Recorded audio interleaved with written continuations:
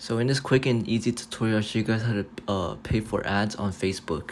This step is very easy to do, so make sure you watch this video to the end so you don't miss any important steps. So first thing you want to do is just update your Facebook app to the latest version, either on Google Play Store or the App Store. Once you have the latest version, what you want to do now is just go to the menu on the Facebook app. Once you're here, it's going to bring you to this page where you can basically customize your whole profile on Facebook.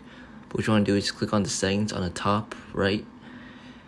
And once you're here, scroll all the way down till you see ads payment. Click on that. Now it's going to bring you to this page where you can add money to pay for ads.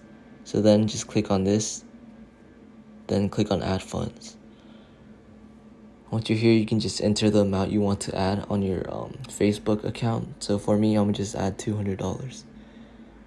Once you add it, just click on pay $285.